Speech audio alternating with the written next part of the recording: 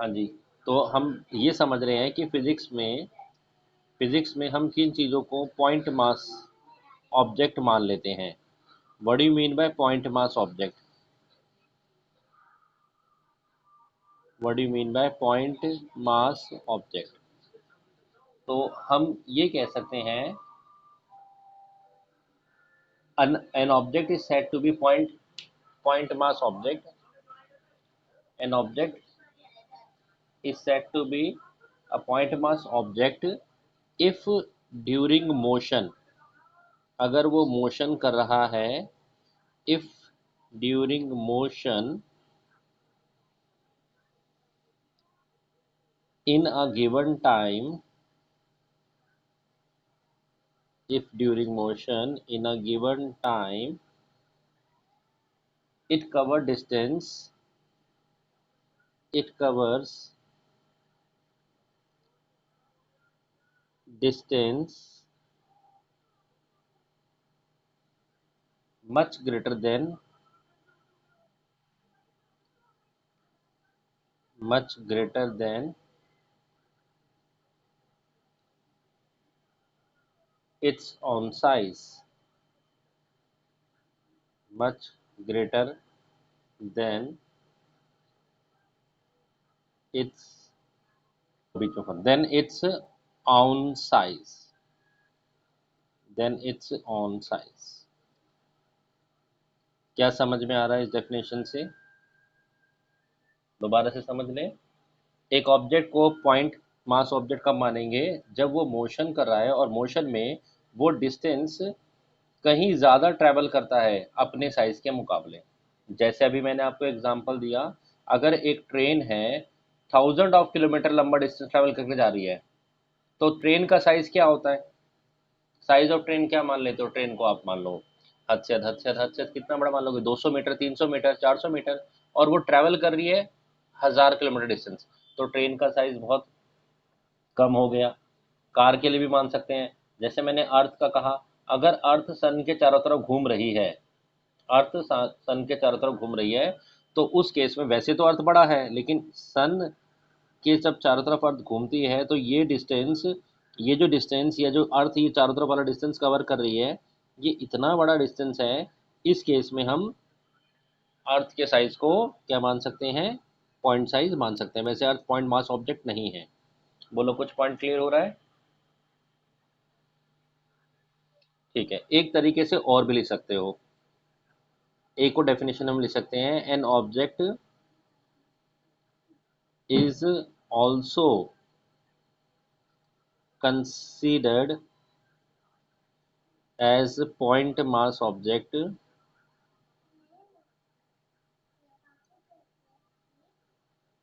point mass object if its motion remain unaffected, remain unaffected, sorry ठीक से लिख देते हैं, its motion remain unaffected by change of its size। ये भी एक डेफिनेशन लिखिए, फिर हम फर्स्ट क्वेश्चन को डिस्कस कर पाते हैं। साइज को थोड़ा मोटा चेंज करने से उसका मोशन जैसे पहले था वैसा ही रह जाए, अनअफेक्टेड रहे, तो भी हम उसको पॉइंट मास मान सकते हैं।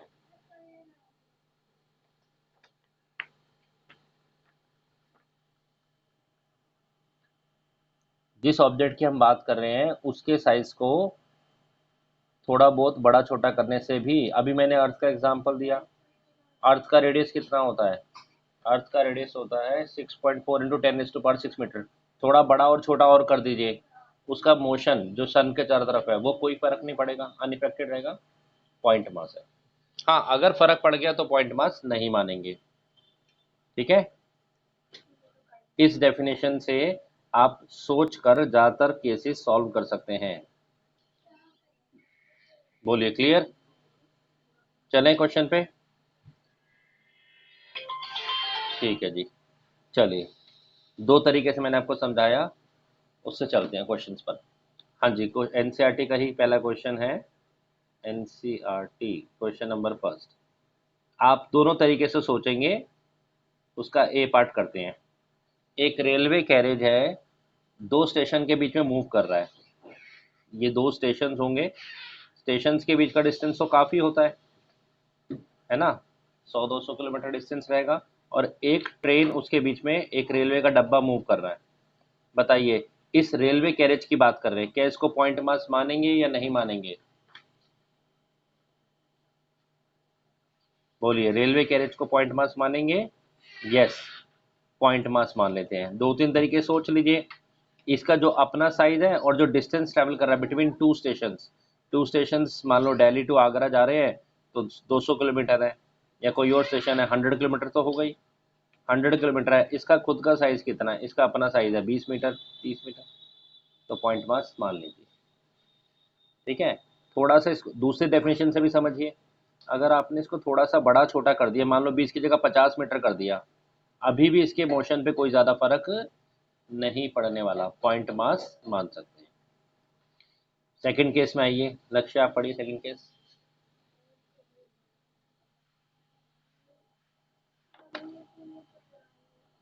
A monkey sitting on a top of a man cycling smooth on a circle track. एक मैन इस ट्रैक पर साइकिलिंग कर रहा है।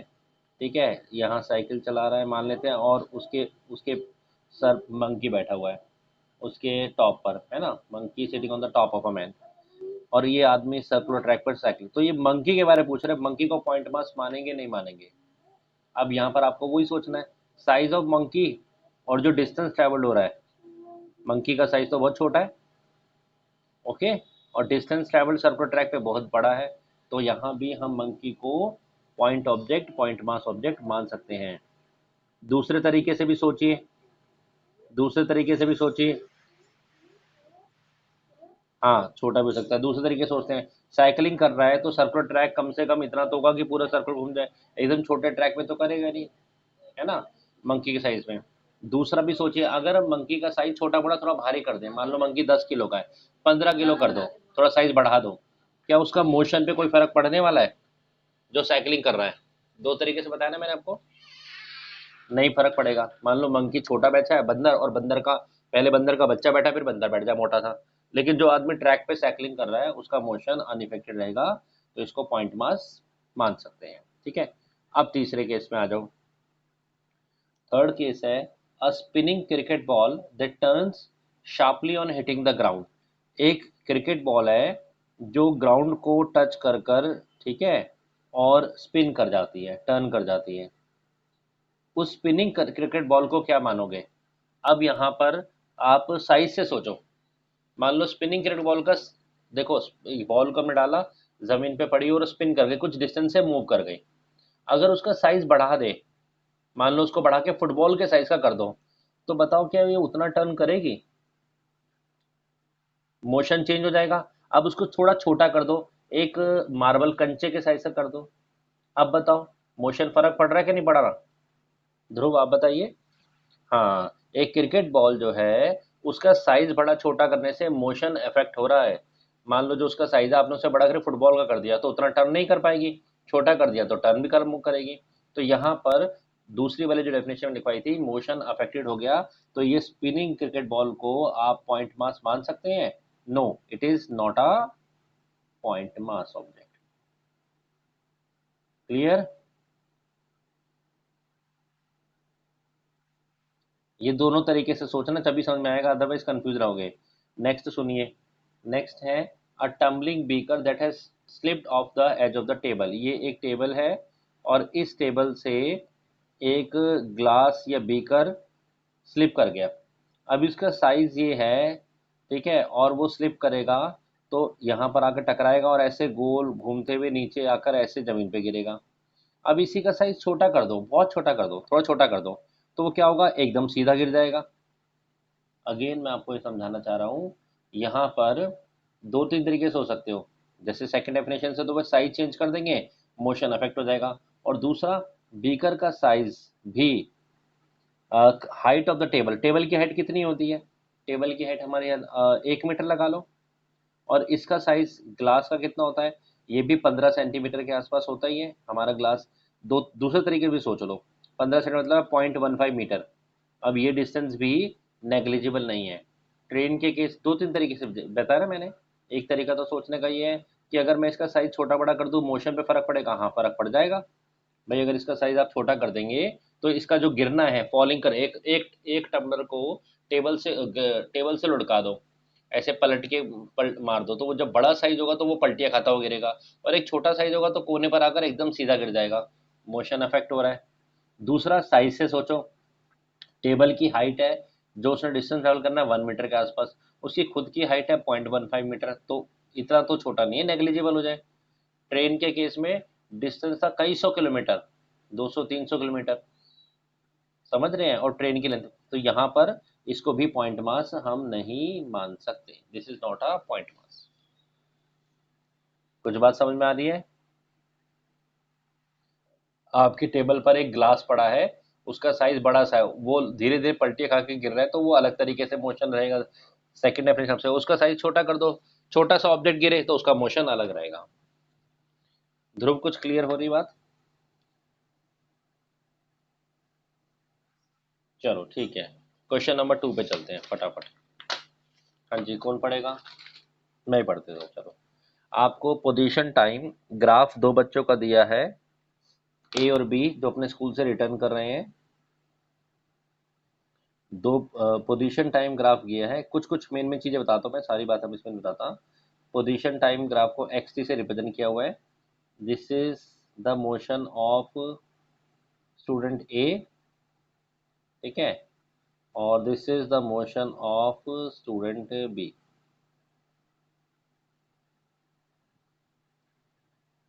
ठीक है। तो क्या कहा रहा है आपका, पहला पार्ट तो पूछा है, ए और बी में से कौन स्कूल के ज़्यादा क्लोज़र रहता है। ए और बी में से स्कूल के क्लोज़र कौन रहता है। तो ये वाले वाई एक्सिस पर आपको पोजीशन दिख रहा है, तो आपको दिख रहा है कि बी जो है वो इस डिस्टेंस पे पोजीशन पर रहता है, और ए जो है वो इस पोजीशन पे रहता है। वाई एक्सिस आपको उनकी क्या देता है, पोजीशन, ठीक है ना। बोलो, समझ में आ रहा है? ए और बी क्लोजर पूछा है, तो दूर कौन रह रहा है, बी, ए रहता है क्लोजर। क्लियर? वाई एक्सिस पर आपको क्या मिल रही है, उनकी पोजीशन। एक्स एक्सिस पे क्या मिल रही है, टाइम। ये ग्राफ क्या दिखा रहा है, दो बच्चे जो अपने स्कूल से वापस अपने घर की तरफ जा रहे हैं, ये उनका स्कूल है, वो पॉइंट पर। ये चला चला चला और ये रुक गया, तो इसका जो हमने पोजीशन देखा कितना, ये आ गया इस पॉइंट पर, ये ए का होम है, ए, और बी की पोजीशन ये रही, थोड़ा दूर गया, तो ए क्लोजर रहता है। क्लियर? ठीक है, कुछ पार्ट्स अपने वाले, मैं मेन बात पे आता हूँ। इसमें से पूछ रहा है कौन फास्टर ट्रैवल कर रहा है, कौन ज़्यादा फास्टर ट्रैवल कर रहा है। तो बड़ी सिंपल सी बात है, आप लोग समझ चुके हैं और पढ़ चुके हैं। पोजीशन टाइम ग्राफ का स्लोप आपको स्पीड या वेलोसिटी देता है, पढ़ा है आपने।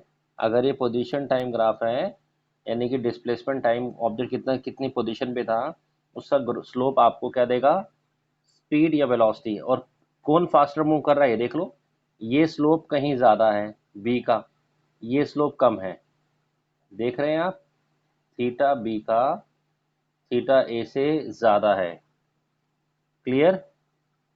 Theta B is greater than theta A, तो इट मीन्स बी की स्पीड, बी की greater than speed of A.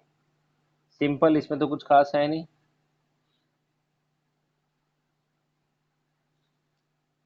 Clear? Dhruv, clear है? बाकी पार्ट भी सिंपल सिंपल है, वो आप कर सकते हैं। क्वेश्चन नंबर 3 पर आते हैं। हाँ जी। A women start from her home at 9 a.m. walked with a speed of 5 kilometer per hour on a straight road up to her office 2.5 kilometer away, stays at the office up to 5 p.m., return home by an auto with a speed of 25 kilometer per hour। इनका आपको x T graph बनाना है, position time graph बनाना है। Graph वाला question है, आप खुद बनाइए, ठीक है। जो टाइम पर जहाँ जहाँ वो चेंज कर रही है, आपको क्या चाहिए, पोजीशन और टाइम चाहिए। थोड़ा मैं डाटा लिख देता हूँ, इस डाटा के हिसाब से आप ग्राफ बनाना।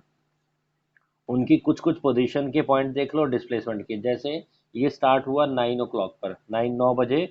सबसे पहले टाइम यहाँ लेंगे 9 बजे का। ठीक है, 9 बजे वो अपने घर से चलती हैं, 5 किलोमीटर की उनकी स्पीड है और 2.5 किलोमीटर दूर जाना है।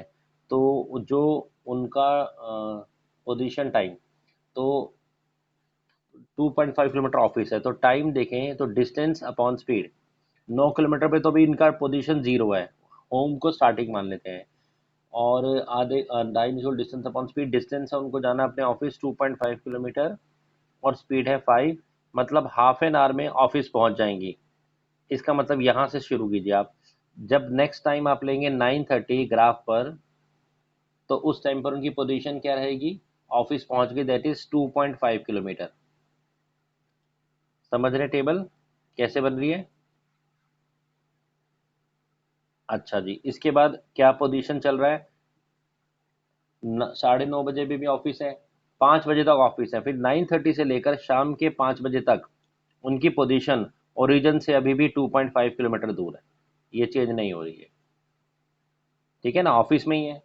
फिर 5 बजे उनका ऑफिस खत्म हुआ, उन्होंने ऑटो लिया, और ऑटो वाला 25 की स्पीड से उनको घर ले आया, मतलब वापसी में उनको जो टाइम लगा घर आने के लिए, वो लगा डिस्टेंस 2.5 किलोमीटर अपॉन उनकी स्पीड 25 ऑटो की है। सिर्फ 10 मिनट में अपने घर पहुंच गई, 10 मिनट्स में। 10 मिनट्स का मतलब है 5 बजे ऑफिस से निकली, और 5:10 पर वापस पोजीशन क्या हो गई, जीरो। ये आपके पास डाटा है, इसको लेके ग्राफ बना देगा, बन जाएगा। एक एक्सिस पे लेंगे पोजीशन और एक्सिस पे लेंगे टाइम, पोजीशन और टाइम, ध्रुव बन जाएगा ग्राफ। ओ सॉरी, हमने एक्स यहाँ लिया था, टी यहाँ लिया था, आप एक्स ऐसे ही लेना। ये हो गया एक्स, ये हो गया टी, और टाइम की स्टार्टिंग करना 9 बजे से, 9 बजे, फिर आगे जो भी आपको जैसा भी सूटेबल। चलिए नेक्स्ट क्वेश्चन पे चलते हैं। कौन पढ़ेगा? लक्ष्य, आप पढ़िए। हम्म। हम्म। हम्म। हम्म। हम्म।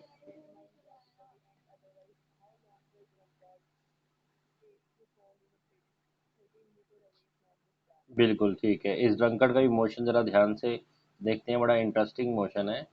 ड्रंकड़, ठीक है, ड्रिंक करके चल रहा है, और चल कैसे रहा है, हर बार 5 स्टेप आगे रखता है और 3 स्टेप पीछे रखता है, फिर 5 स्टेप आगे, 3 स्टेप पीछे, और हर स्टेप में 1 मीटर लंबा है और 1 सेकेंड। आपको कह रहे हैं इसका पोजीशन टाइम ग्राफ बनाइए। बस ठीक है, उसकी अलग अलग पोजीशन, मैं थोड़ा आपको एक रफली डाटा दे के देता हूँ, आप उसके हिसाब से बना सकते हैं। देखिए, ये है पोजीशन और ये है टाइम। ठीक है, चलो स्टार्ट करते हैं, स्टोरी यहाँ से स्टार्ट करते हैं। टाइम है जीरो, अभी पोजीशन भी जीरो। जहाँ जहाँ मोशन चेंज हो रहा है ना, वहाँ चलो। शुरू में क्या हुआ, 5 स्टेप तो आगे गया, मतलब अगले 5 सेकंड के बाद, 5 सेकंड कंप्लीट होने पर वो कितना दूर होने वाला है, 5 मीटर। तो टाइम 5 सेकंड, पोजीशन भी 5 मीटर। अच्छा, इसके बाद क्या हुआ, इसके बाद अगले 3 सेकंड में, देखो टाइम तो चलता ही रहेगा, टाइम थोड़ी आएगा रुकेगा। तो मतलब टाइम जब 8 सेकंड हो गया, वो 3 स्टेप पीछे आ गया, मतलब उसका पोजीशन ओरिजिन से 5 वापस 2, या तो मैं यहाँ दिखा दूँ, पर अभी इजी रहेगा तो मैं आपको दिखा रहा हूँ, 3 माइनस कर दो, वो हम ग्राफ पे बना लेंगे, दैट इज 2 मीटर पे पहुंच गया। समझ में आई ये वाली बात? टाइम तो आगे बढ़ता ही रहेगा, टाइम 8 सेकंड, और पोजीशन 2 मीटर।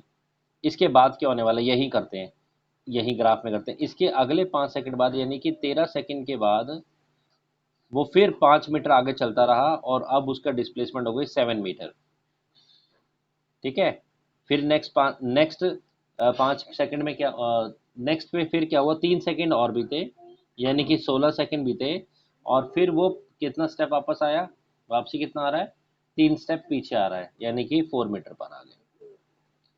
ये डाटा लेकर आप इसका ग्राफ बनाएंगे तो आपको बड़ा इंटरेस्टिंग सा ग्राफ देखने को मिलेगा, और फिर आप इस क्वेश्चन का आंसर दे सकते हैं वो गड्ढे में जाकर कब गिर जाएगा। बोलिए, दे सकते हैं। हाँ, क्वेश्चन है कि एक जेट एयरप्लेन है और वो एक 500 किलोमीटर पर आवर की स्पीड से चल रहा है, एंड उसका जो कंबशन है, जो उसमें से पीछे धुआं है, चलो ऐसे मान लेते हैं, डायग्रामेटिक समझते हैं। ये एक जेट प्लेन है और यहाँ से उसका पीछे से कंबशन एग्जॉस्ट धुआं आता है, एक्शन रिएक्शन प्रिंसिपल बेस पे काम करता है। यहाँ से धुआं आता है, प्लेन ऐसे जाता है। तो इनका कहना है कि जो जेट है उसकी वेलोसिटी है 500 किलोमीटर पर आवर। ठीक है, अप जा रहा होगा 500 किलोमीटर पर आवर। क्वेश्चन के अकॉर्डिंगली ये जो बाहर पीछे कंबशन आ रहा है, जो चीज़ जल रही है, इसका फ्यूल जो है, वो जो जल रहा है वो 1500 kilometre per hour relative to the jet plane है। Relative to the jet plane, इस पे ध्यान दो। तो एक तरह से ये कह रहे हैं velocity of combustion with respect to plane, relative velocity given है, इज कितना है, 1500 किलोमीटर पर आवर। पॉइंट समझ में आया, वर्ड की लैंग्वेज पढ़ो। और माइनस का साइन क्यों, अपोजिट डायरेक्शन में। ये किसकी वेलोसिटी है, कंबशन या fuel with respect to plane, इस तरफ प्लेन जा रहा है ऊपर की तरफ, जेट। क्या पूछा है, what is the speed of combustion with respect to observer on the ground. आपसे velocity of C with respect to ground पूछी है, एब्सोल्यूट वेलोसिटी पूछी है। क्वेश्चन क्लियर हो गया कि ग्राउंड पे खड़े हुए पर्सन को कैसा दिखेगा 1500, तो प्लेन में बैठे हुए, अगर इस फ्रेम में चले जाए कोई पर्सन जो जेट में बैठा हुआ है, उसको दिख रहा है कि धुआं जो है मुझसे दूर जा रहा है 1500 की स्पीड से। जमीन पे खड़े हुए पर्सन को कैसा दिखेगा, हमें वो बताना है, एक्चुअल वेलोसिटी क्या है उसकी। समझ में आ रहा है आपको मेरी बात। अगर आप कार में बैठकर दूर जा रहे हैं और मैं पीछे की तरफ जा रहा हूँ, आप जा रहे हैं कार में बैठकर, ये कार है और आप कार के अंदर बैठे हुए हैं और इधर जा रहे हैं 10 मीटर पर सेकेंड, और मैं पीछे की तरफ चल रहा हूँ 2 मीटर पर सेकेंड, तो आपको दिखेगा ये पर्सन 12 मीटर पर सेकेंड से जा रहा है, लेकिन एक्चुअली में मैं तो 2 से जा रहा हूँ। समझ रहे मेरी बात, ऐसे ही होगा ना। इसी तरह से जो जेट प्लेन में बैठा हुआ बंदा है उसको वेलोसिटी क्या दिखेगी, 1500 विद रिस्पेक्ट टू ग्राउंड पूछ रहा है। चलिए इसका फॉर्मूला लगाते हैं रिलेटिव वेलोसिटी का। वी सी पी क्या होता है, V C minus V P, simple. ठीक है, यही होता है फॉर्मूला, याद है। अब इसमें ये वीसी होती क्या है, या ये वीपी क्या होती है, एक्चुअली में ये एब्सोल्यूट होती है, विद रिस्पेक्ट टू ग्राउंड होती है। नहीं लिखा रहता तो ये विद रिस्पेक्ट टू ग्राउंड मानी जाती है, तो इसमें ज़्यादा कंफ्यूज रखती है। चलो वैल्यू डालते हैं। वीसीपी आपके पास कितनी है, -1500। और ये जो वीसी है जिसको मैं कह रहा हूँ velocity of combustion, minus plane की वेलोसिटी कितनी है, 500। इधर जाकर अगर आप इसको शिफ्ट कर देंगे तो ये कितना हो गया, -1500 -500, कितना आ जाएगा, -1000। तो फाइनली क्या आंसर आ रहा है, ये मैंने बताया विद रिस्पेक्ट टू ग्राउंड होती है। तो ग्राउंड पे खड़े पर्सन को जो धुआं है, कंबशन है, वो 1000 किलोमीटर पर आवर की स्पीड से आता दिखेगा। और माइनस साइन क्या दिखा रहा है, जिस तरफ प्लेन जा रहा है, जहां भी जा रहा होगा उसके उल्टे डायरेक्शन में दिखाएगा। क्लियर है, कोई मुश्किल चीज, no, easy. Relative velocity concept से हम इसको इजीली सॉल्व कर सकते हैं। चलिए क्वेश्चन नंबर 7 पे मूव करते हैं फटाफट। नेक्स्ट क्वेश्चन है, दो ट्रेन्स हैं, उनकी लेंथ है 400 मीटर और वो पैरेलल ट्रैक पे मूव कर रही है, यूनिफॉर्म स्पीड है 72 किलोमीटर पर आवर की, सेम डायरेक्शन में। ए आगे है, बी पीछे है, ये दो ट्रैक चल रहे होंगे। ठीक है, ये दो ट्रैक चल रहे हैं ट्रेन के, और कौन सा आगे है, with A ahead of B. यहाँ पर एक ट्रेन है ए और यहाँ पर एक ट्रेन है बी, दोनों के दोनों सेम डायरेक्शन से ट्रैवल कर रहे हैं, ट्रैक दोनों का, ये ट्रेन का ट्रैक है, ठीक है, पटरी पर। ए आगे है, दोनों की ही चलने की वेलोसिटी कितनी है, 72 किलोमीटर पर आवर। चेंज करना चाहते हैं तो 72 इंटू 5/18, अगर आप चेंज करना चाहें कितना आ गया, 20 मीटर पर सेकेंड। चलो इसको यहाँ पर एक काम करते हैं। तो वेलोसिटी ऑफ ट्रेन ए भी पता लग गया 20 मीटर पर सेकेंड, और बी के भी, यानी कि रिलेटिव वेलोसिटी तो ज़ीरो है देखा जाए तो। अच्छा चलिए क्वेश्चन पे चलते हैं। क्वेश्चन ये है कि बी वाले ने सोचा कि मैं ए को ओवरटेक कर लूं, और इसने एक्सेलरेशन शुरू कर दिया 1 मीटर पर सेकेंड स्क्वायर का। एक पर्टिकुलर डिस्टेंस पर, ये दोनों के जो कुछ डिस्टेंस था, उस डिस्टेंस पर बी वाले ने सोचा कि मैं ए को ओवरटेक कर लूं। ये मैं हटा देता हूँ, ठीक है। और हमें वो डिस्टेंस नहीं पता, पर कुछ डिस्टेंस था जिस पर इसने सोचा, ये बीच का डिस्टेंस है, इसने सोचा मैं ओवरटेक कर दूं। ओवरटेक करने के लिए इसने एक्सेलरेट करना शुरू कर दिया। फिर क्वेश्चन ये है कि 50 सेकेंड लगे, इन टाइम 50 सेकेंड इसने ओवरटेक कर लिया। आपसे क्वेश्चन है उनके बीच में कितना डिस्टेंस था। देखिए अब इसको भी हम रिलेटिव वेलोसिटी से कर सकते हैं। हमें क्या बताना है, हमें बताना है इनके बीच का डिस्टेंस कितना था। तो चलो रिलेटिव वेलोसिटी करते हैं। रिलेटिव वेलोसिटी इनिशियल की अगर हम बात करें बी की विद रिस्पेक्ट टू ए, मैं आपको करा चुका हूँ, कितनी हो जाएगी, 0, है ना। रिलेटेड डिस्प्लेसमेंट बी का विद रिस्पेक्ट टू ए, जब हम उसके क्रॉस वाली सिचुएशन की बात कर रहे हैं, देखो ये डिस्टेंस नहीं पता हमें निकालना है, चलो मान लेते हैं ये एक्स है। तो जब बी ए को क्रॉस कर देगा तो कौन सा डिस्टेंस कवर कर चुका होगा, ये एक्स तो कवर करेगा ही करेगा, और अपनी दोनों की लेंथ यानी कि 800 भी कवर करेगा। बिल्कुल ठीक बोल रहे हो। तो जो डिस्टेंस कवर करेगा रिलेटिव डिस्प्लेसमेंट वो है 800 प्लस एक्स। ये डिस्कशन हम कर चुके हैं ध्रुव, समझ में आ रहा है। ये रिलेटिव वेलोसिटी और जो टाइम है उसके लिए, वो टाइम आपको गिवन है 50 सेकेंड। बस अब क्योंकि एक्सेलरेटेड मोशन का केस है, और मैं आपको बता चुका हूँ कि रिलेटिव वेलोसिटी भी होती है, रिलेटिव एक्सेलरेशन भी होता है, रिलेटिव डिस्प्लेसमेंट भी होता है। चलिए इससे हम लॉजिक लगाते हैं और निकालते हैं। तो हम इक्वेशन कौन सी लगा सकते हैं बताइए। यहाँ पर रिलेटिव की टर्म्स में हम लगा देते हैं S is equal to U T plus half in terms of relative. तो S is equal to U T plus half A T square. Let us apply this equation.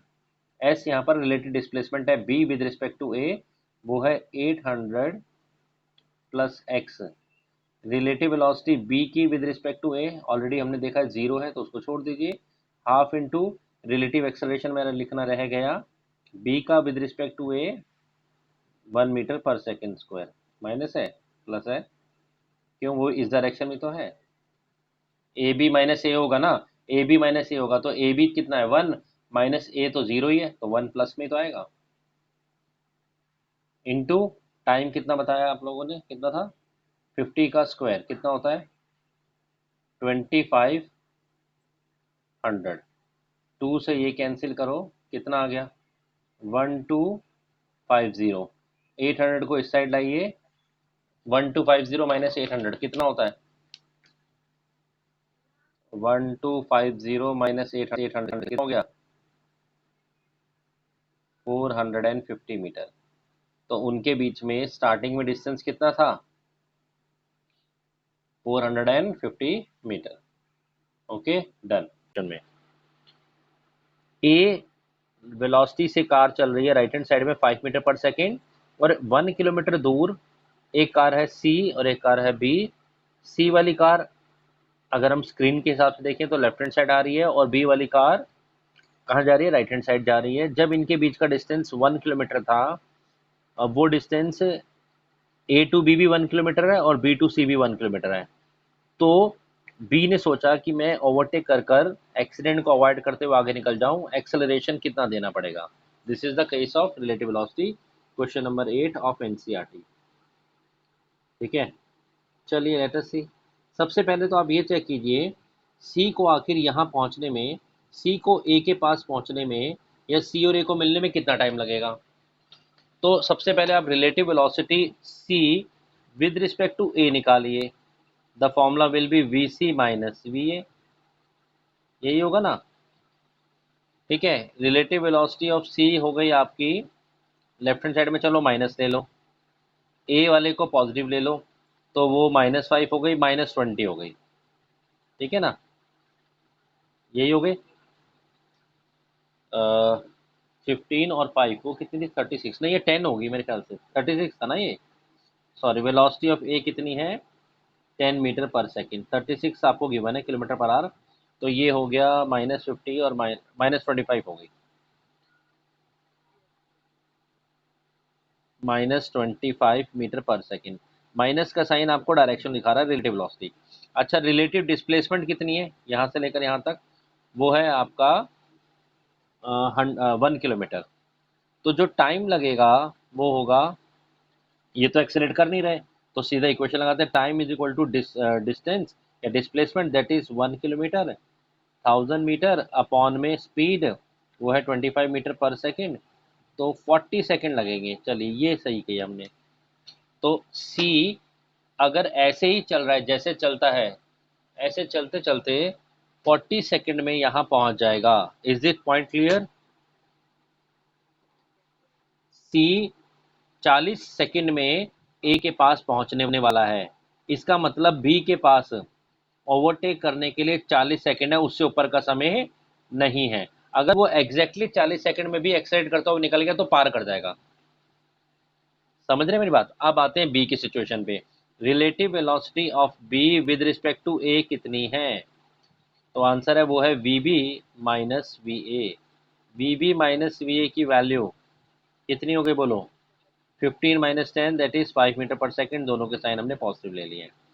इसके पास जो टाइम है मैक्सिमम से मैक्सिमम वो कितना है? 40 second. 40 second में इसको हर हाल पे वहां पहुंचना चाहिए, क्योंकि सी भी पहुंच चुका होगा। अगर ये पहुंच गया एक्सेलरेट करते करते तो निकल जाएगा, बच जाएगा, ठीक है ना, उसके बाद तो टक्कर होनी होनी है। अच्छा, एक्सेलरेशन हमें फाइंड आउट करना है, और रिलेटिव डिस्प्लेसमेंट अगेन कितनी है, वो भी 1000 मीटर की है। This relative displacement of B with respect to A. Clear? लगा दें? अब यहाँ पर इक्वेशन लगा सकते हैं हम। तो let us apply the equation with from point of view of B. तो displacement is equal to U T plus half A two square, सीधा वैल्यू डालते हैं चलो बी के हिसाब से, that is 1000 is equal to U T initial velocity, तो ये इनिशियल ही है, इसको फाइनल में समझना, this is relative velocity initial ही है, दैट इज 5 इंटू टाइम कितना है 40 plus half acceleration we need to find out, और टाइम का स्क्वायर अगेन 40 का स्क्वायर इज 1600। इसको आप सॉल्व करिए और आप एक्सप्रेशन निकाल सकते हैं।